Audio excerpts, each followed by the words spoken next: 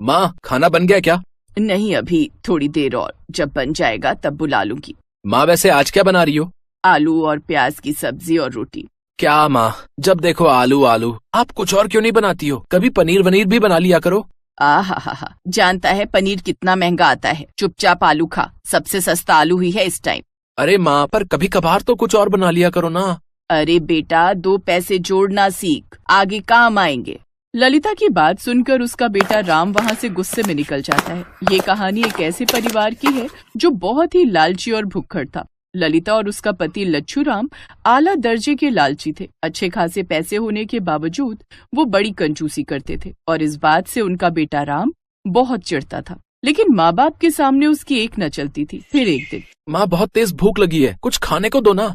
सुबह का आलू का पराठा बचा है, जा खा ले। है पूरा एक पराठा? मैं कैसे खा पाऊंगा माँ, कहीं मुझे बदहजमी ना हो जाए। हाँ तो एक काम कर, उसमें से आधा अपने पापा के लिए छोड़ देना। ए भगवान, हद है। अच्छा, और आप क्या खाओगे?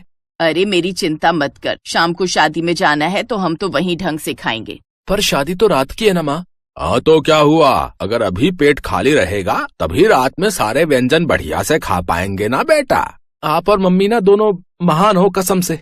हाँ बेटा, ये बात हम जानते हैं, पर देखो हमने कभी इस बात का घमंड नहीं किया। बड़े होकर तुम्हें भी ऐसा ही करना होगा, ठीक है?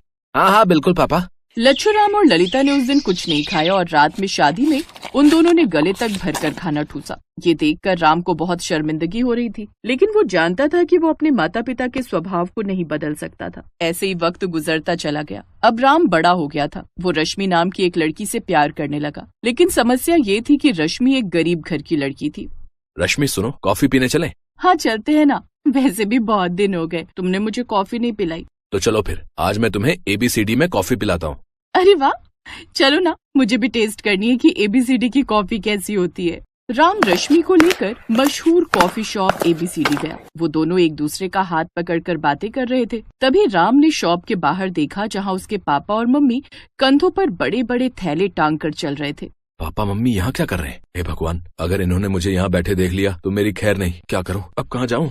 अपने पापा और मम्मी को देखकर राम वहीं टेबल के नीचे कुछ ढूंढने का बहाना करके छुप गया। उधर रश्मि ने ललिता और लच्छू राम को पहचान लिया। राम, देखो तुम्हारे मम्मी पापा, देखो ना, ऊपर आओ। रश्मि, उन्हें देखकर मैं नीचे छिपाऊं? अगर उन्होंने मुझे इतनी महंगी कॉफी शॉप में देख लिया ना तो मेरी खैर नहीं। क्यों, ऐसा क्यों कह रहे हो? उन्हें भी बुला लो ना, देखो बाहर कितनी धूप हो रही है। अरे देवी, अगर वो यहाँ आ गए ना तो आज ही मेरा वध कर देंगे। तुम चुपचाप बैठी रहो। ललिता और लच्छू राम के जाने के बाद राम टेबल के नीचे से बाहर आया और फिर उसने रश्मि को सारी बात बताई। ये सुनकर रश्मि टेंशन में आ गई। क्या हुआ रश्मि, क्या सोचने लगी? मैं सोच रही हूँ कि अगर आंटी और अंकल इतने लालची और कंजूस हैं, तो फिर वो तुम्हारी शादी मुझसे कैसे कराएंगे? यही तो मैं भी दिन रात सोचता रहता हूँ, पर तुम चिंता मत करो, शादी तो मैं तुम्हीं से करूंगा। राम ने ललिता और लच्छू राम से रश्मि के बारे में बात की, लेकिन जैसे ही उन दोनों को पता चला कि रश्मि गरीब घर से है, उन्होंने शादी से इनकार कर दिया। लेकिन राम भी अपनी धुन का पक्का निकला। वो रश्मि से बहुत प्यार करता था, इसलिए उसने रश्मि से कोर्ट मैरिज कर ली। शादी के बाद राम रश्मि को लेकर अपने घर पहुंचा। पापा मम्मी, मुझे माफ कर दो, मैं रश्मि के बिना नहीं रह पाता। हमें माफ कर दीजिए पापा मम्मी, प्लीज। चलो ये भी ठीक ही हुआ, हम तुम्हारी शादी कराते, उसमें बहुत खर्चा हो जाता।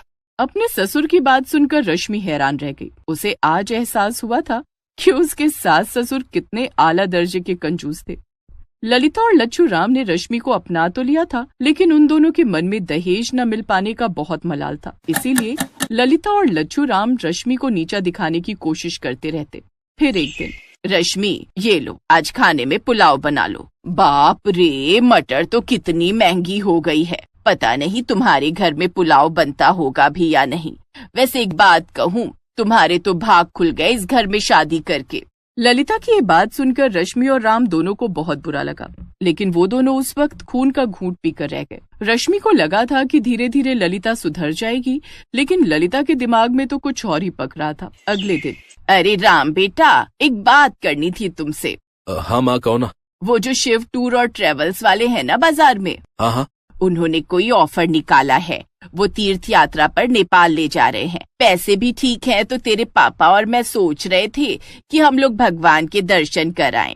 अब अच्छी बात है ना माँ, आपने अच्छा सोचा है, पर माँ अभी कुछ दिन रुक जाओ, मेरी तनख्वाह आ जाने दो, फिर आप दोनों चले जाना। अरे तब तक तो उनका ऑफर खत्म हो जाएगा। माँ अभी तो मेरे पास इतने पैसे नहीं है।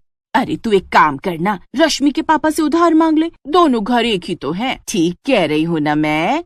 राम ने दुखी मन से हाँ कर दी, लेकिन वो समझ गया था कि ललिता अब क्या खेल रही थी।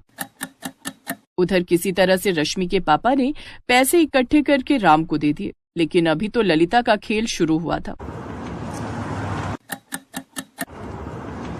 नेपाल से वापस लौटने के बाद ललिता किसी न किसी बहाने से रश्मि के पापा के सामने पैसों की मांग रखने लगी। अरे तो क्या हुआ, दोनों घर एक ही तो है ना। जी मम्मी जी, आप ठीक कह रही हैं।